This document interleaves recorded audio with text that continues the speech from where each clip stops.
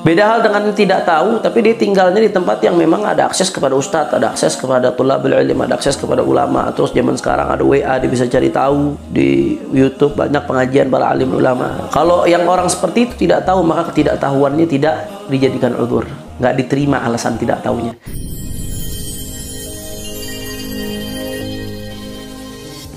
Bismillahirrahmanirrahim. Assalamualaikum warahmatullahi wabarakatuh. Alhamdulillah. Wassalatu wassalamu ala rasulillah Sayyidina Muhammad ibn Abdullah wa ala alihi wa sahbihi wa man walah bisanadil muttasil ila al-imam Hujjatul Islam Abi Hamid Muhammad bin Muhammad al-Ghazali at-Tusi rahimahullahu ta'ala wa nafa'ana bihi fid daraini amin. Al-khamis wa amma al-kafaratu fala tajibu illa bil jima'. أما الاستمناء والأكل والشرب وما عدا الجماع فلا تجب به كفارة، والكفارة عتق رقبة فإن أعسر فصوم شهرين متتابعين،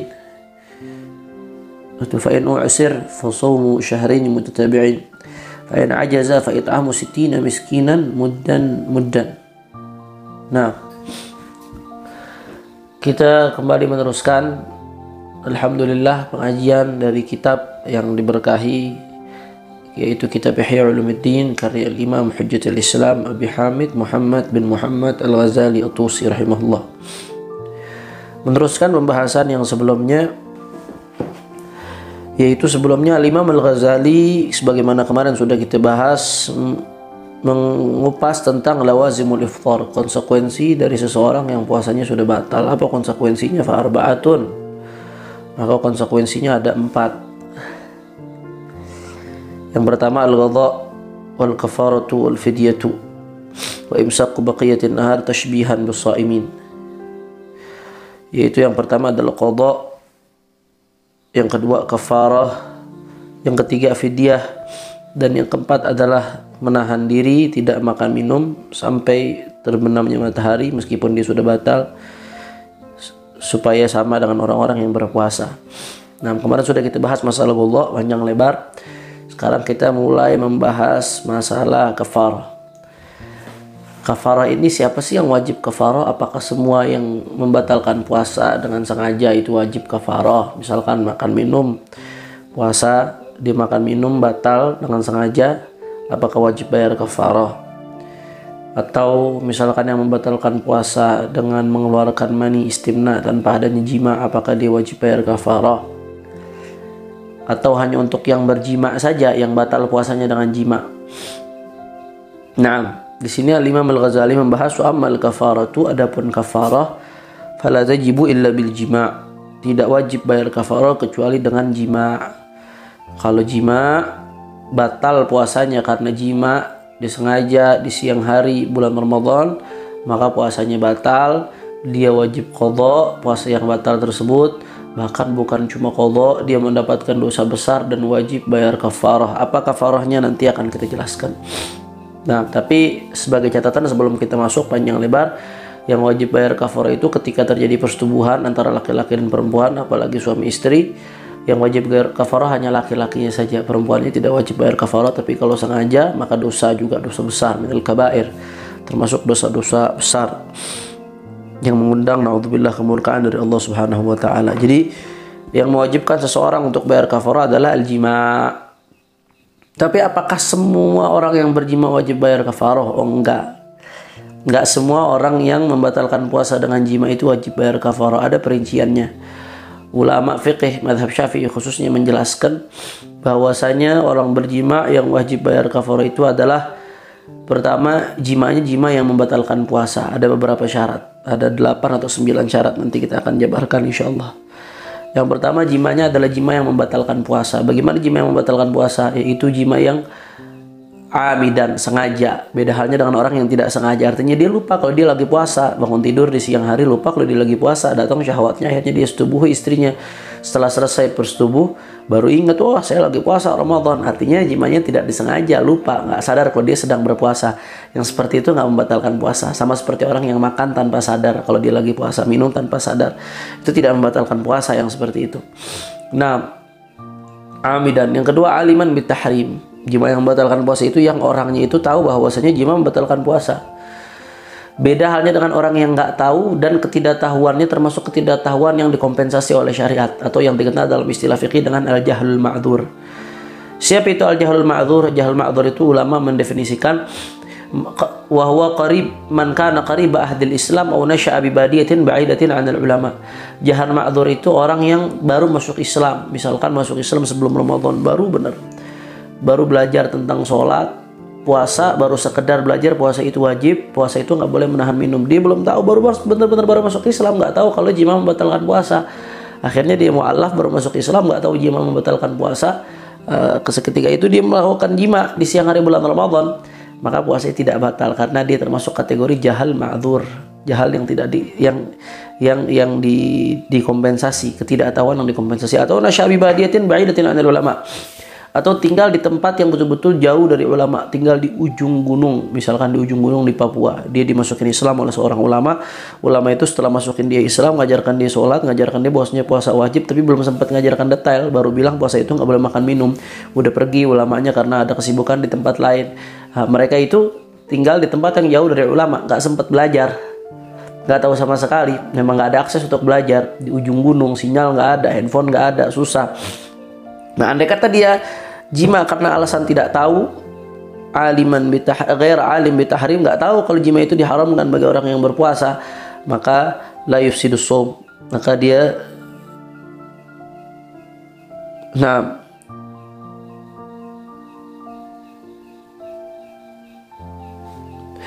maka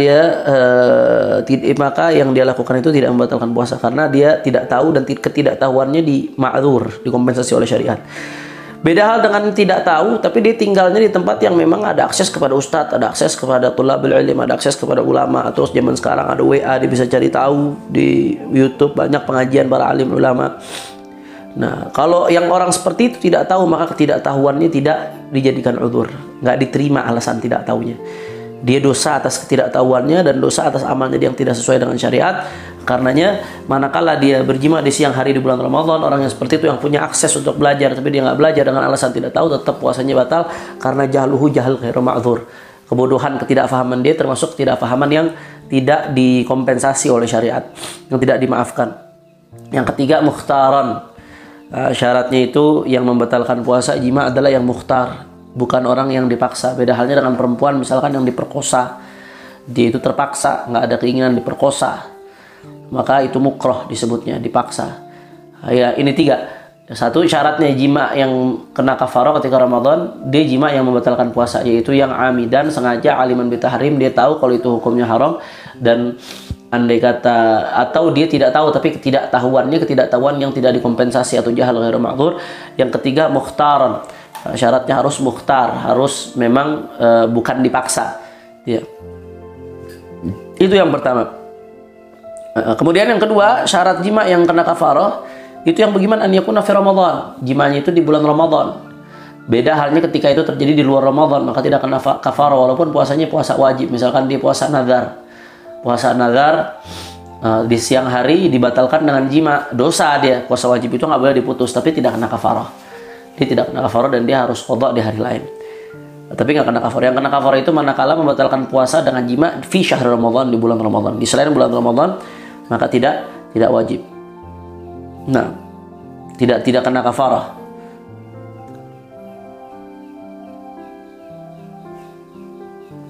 Yang ketiga, an yakuna al-yawm alladhi afsadahu kamilan.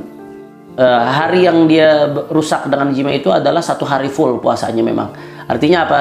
Mulai dari terbitnya matahari sampai terbenamnya matahari dia memang punya ahliyatul ibadah. Memang orang yang bisa beribadah, memang orang yang bisa misalkan bukan orang gila. Beda halnya kalau dia jima di siang hari, kemudian di sore hari tahu dia gila. Maka bagaimana? Nggak kena kafarah karena yang dirusak itu bukan yom kamil. Gila itu sendiri telah merusak harinya itu. Jadi nggak ada ahliyatul ibadah dia. Atau siang hari jima, sore hari dia sebelum terbit matahari dia udah meninggal, maka nggak kena kafarah di situ karena yang dirusak bukan yom kamil. Nah, yang keempat, an yakuna yufsaduhu bil jima. Batalnya itu memang dengan jima. Beda halnya orang yang dia udah ada syahwat. Ini namanya hilah muharramah. Dia nyari-nyari jalan keluar tapi supaya lolos dari hukum tapi dosa haram. Bagaimana itu hilah muharramah? Dia nyari-nyari jalan keluar supaya lolos dari hukum. Dia syahwat, nggak kuat mau jima siang hari bulan Ramadan. Akhirnya dia tahu kalau saya jima saya kena kafaroh, repot bayar kafarohnya. Akhirnya dia batalkannya dengan minum. Nah itu batalnya dengan minum, nggak kena kafaroh dia, walaupun setelah itu dia jima. Tapi batalnya dengan minum, nggak kena kafaroh. Tapi dosa besar, dan itu seperti orang yang memain-mainkan syariat. Dia seperti memain-mainkan Allah Subhanahu wa Ta'ala. Karena begitu tuh pantasnya nanti di yaumil qiyamah, pantasnya nanti masuk neraka, dilempar, ditaruh di karung. Komplain dia ke malaikat, "Wahai malaikat, kenapa saya dilempar ke neraka?" Malaikat bilang, "Saya bukan lempar kamu, terus saya lempar karung." Nah, sebagaimana kau main-main karena agama Allah ketika di dunia kau cari-cari hilah yang muharramah, maka nanti di akhirat kau akan dipermainkan. Nah, tapi hilah enggak muharram, ada hilah-hilah jalan keluar dalam syariat yang memang dibolehkan, bahkan ada hilah yang wajibah. Imam Syatibi dalam Muwafaqat membahas secara mendetail masalah ini. Ada hilah yang muharram, ada hilah wajibah, ada hilah yang mubahah. Nah, yang boleh mubahah. Jadi seperti itu. Jadi memang batalnya karena jimanya. Kalau batalnya karena bukan jima, misalkan batalnya itu karena minum, baru setelah itu jima, maka tidak kena kafarah. Kemudian yang keempat, jimanya betul-betul tam, terjadi. Artinya terjadi di sini, mohon maaf saya jelaskan, kepala kemaluan masuk ke kelamin perempuan. Kepala kemaluan laki-laki betul-betul utuh kepalanya masuk ke kelamin perempuan. Beda halnya kalau yang masuk cuma ujung kepalanya saja, maka itu belum tam, belum dikatakan jima, bahkan puasanya tidak batal. Tapi syahwat, dosa, dia menggugurkan pahala puasa. Tapi kalau benar-benar kepala kemaluan yang sudah masuk ke dalam faraj perempuan, maka itu jimanya sudah tam, namanya targhibul hasyafah fil farj. Walaupun batangnya belum masuk, mohon maaf, ini ilmu saya harus jelaskan, jangan konotasinya sampai porno. Nah, walaupun batangnya belum masuk, tapi kepala kemaluan yang sudah masuk, sudah semuanya secara utuh kepala kemaluan itu sudah masuk, maka itu namanya jimanya sudah tam. Berarti kalau cuma, mohon maaf, kepala cuma ditempelkan di luar kemaluan perempuan saja, nggak sampai dimasukkan, maka itu bukan masuk kategori jima. Dan tidak batal puasanya, tapi pahala puasanya batal karena dia melakukan sesuatu yang ada syahwat di situ. Yang keenam, ya sama bisa batal jima. Jimanya memang yang dia dosa karena jima tersebut. Beda halnya dengan jima yang dia memang tidak dosa. Contohnya, orang yang musafir. Orang musafir itu kan boleh buka puasa dengan syarat safarnya masafatul qasar, safar tawil, safarnya lebih dari 83 km. Kemudian dia sudah keluar dari wilayahnya dia sebelum masuknya waktu fajar hari tersebut. Dan yang ketiga, safarnya itu bukan safar dengan tujuan maksiat. Kalau tiga syarat itu terpenuhi, maka hukumnya dia boleh tidak berpuasa rukhsah. Itu di Al-Quran disebutkan dalam Al-Quran. Nah, kalau orang yang memang safar sudah memenuhi syarat, kemudian dia tadinya puasa, tapi dibatalkan puasanya, tapi batalkannya bukan dengan makanan, dibatalkannya dengan jima, maka bagaimana? Ya puasanya batal, tapi dia nggak dosa. Karena memang rukhsah, memang dia boleh membatalkan. Nah, dan dia nggak kena kafaroh. Jangankan kena kafaroh, dosa saja tidak dia.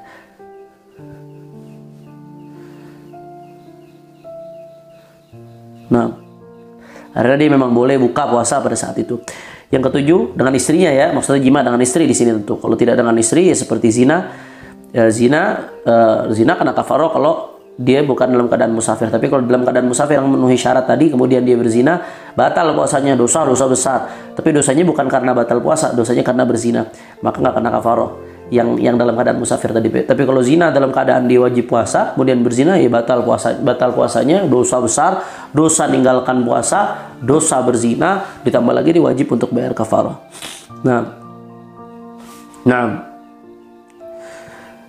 Itulah syarat-syaratnya. Kalau syarat-syarat ini terpenuhi, tadi ada 7 syarat.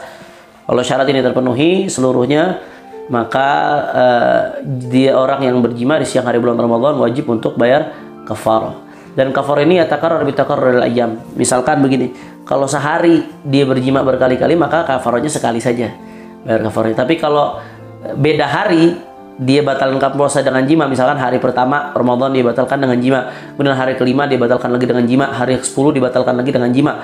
Nah ini berarti kafarahnya nanti dikali 3. Nanti kafarahnya akan kita jelaskan dikali 3. Yatakarrar bitakarruril ayyam. Jadi kalau harinya, jadi berdasarkan jumlah hari, berapa kali dia batal dengan jima dengan syarat-syarat yang terpenuhi itu. 1 kali, ya berarti kafarahnya 1. 2-3 kali, ya kafarahnya sesuai dengan jumlah batal harinya dia yang disebabkan karena jima. Tapi kalau 1 hari berkali-kali jima dalam puasa, maka dia wajib bayar satu kafarah saja karena jima pertama saja yang membatalkan puasanya tersebut. Nah, jadi yang wajib bayar kafar itu kalau orang batal puasanya karena jima. Adapun yang batal puasa, amal istimna wal aklu syurb wa ma'adal jima fala tajib kafar. Adapun orang yang batal puasa karena istimna, dosa besar, dia batalkan puasanya karena istimna, tapi nggak wajib bayar kafarah. Dia tidak wajib bayar kafarah. Kalau orang yang ini bagaimana, mimpi basah, apakah dia batal? Enggak batal. Orang mimpi basah enggak batal puasanya karena dia dalam keadaan tidur. Orang tidur ghairu mukallaf. Rufi'atil aqlam an thalath, kata Nabi, an-naim hatta yastayqid. Tidak dicatat amal dari 3. Salah satunya orang yang tidur sampai dia bangun. Dia ketika tidur nggak sadar apa-apa, nggak dicatat amalnya. Walakul wa syurub, makan dan minum. Orang yang makan dan minum itu tidak kafarah, tidak wajib bayar kafarah walaupun dosanya besar. Kalau batal puasanya karena makan dan minum dengan disengaja tanpa ada uzur, dosa besar tapi tidak wajib kafarah. Yang wajib kafarah harga jima saja. Kafarahnya apa, Beb? Wal kafarah itqu raqabah. Kafarahnya itu urut. Yang pertama itqu raqabah, bebaskan budak. Nah, kalau zaman sekarang udah nggak ada budak, bagaimana? Kalau masih ada budak dan dia mampu, maka dengan bebaskan budak. Tapi kalau udah nggak ada budak seperti zaman sekarang, fa nu'sir, sulit mendapatkan budak, maka gimana? Fasaumu syahrain mutatabi'in. Puasa 2 bulan berturut-turut. Urut ya, yang awal budak dulu. Kalau nggak bisa baru puasa 2 bulan berturut-turut. Nggak boleh putus 1 hari pun. 1 hari putus, ngulang lagi dari awal. Jadi harus 2 bulan berturut-turut selama 60 hari. Nggak boleh putus 1 hari pun, tidak boleh putus. Nah, fasaumu syahrain mutatabi'in. Berarti kalau dia batalnya 2 hari, Beb, karena jima, ya berarti 4 bulan. Ya, tapi 2 bulannya itu yang disyaratkan nggak boleh putus. Kalau 2 bulan pertama nggak boleh putus, kemudian walaupun habis itu ada jeda, habis itu baru dia mulai untuk 2 bulan kedua. Pokoknya selama 2 bulan itu nggak boleh putus. Jadi kalau dia yang beberapa kali batal karena jima, ya maka dikali terus. 1 kali 2 bulan, 2 kali 4 bulan, 3 kali 6 bulan. Fa'in ajaza fa'it'amu sittin miskinan muddan. Kalau misalkan udah tua, orangnya udah tua, nggak mampu dia puasa 2 bulan berturut-turut, benar-benar kondisi fisiknya sudah tidak memungkinkan, maka bagaimana? Fa'it'amu sittin miskinan muddan. Maka kafaranya adalah ngasih makan 60 orang miskin, setiap 1 orangnya 1 mud. 60 orang miskin, setiap 1 orangnya 1 mud. 1 mud itu kurang lebih sekitar 7 on. Ya, beras kalau di Indonesia sebagai makanan pokok. Jadi kasih 1 orangnya 7 on beras. 1 mud 7 on, kurang lebih hampir 7 on, dia 6, sekian karena 1 sok itu 4 mud. 1 sok itu adalah 2,75 kilo. 2,75 dibagi 4 itu hampir 7. Ya, ihtiyatan 7 on 1 mud kurang lebih insyaallah. Nah, inilah penjelasan tentang kafarah. Jadi kafarah ini salah satu fadilah dari kafarah adalah kafarul dzunub, untuk menggugurkan dosanya. Mudah-mudahan orang yang memang khilaf melakukan ini kemudian dia pengen tobat dengan membayar kafarah ini, Allah yukaffir lahu dzunub, dihapus dosa-dosanya oleh Allah Subhanahu wa taala karena dia sudah menunjukkan keseriusannya untuk bertobat dan sebagai bentuk konsekuensi dari apa yang dia lakukan. Ini saja yang saya jelaskan pada kesempatan kali ini. Mudah-mudahan yang sedikit ini bisa bermanfaat. Mohon maaf kalau ada yang kurang berkenan. Hadani Allah wa iyyakum ila siratal mustaqim. Wassalamualaikum warahmatullahi wabarakatuh.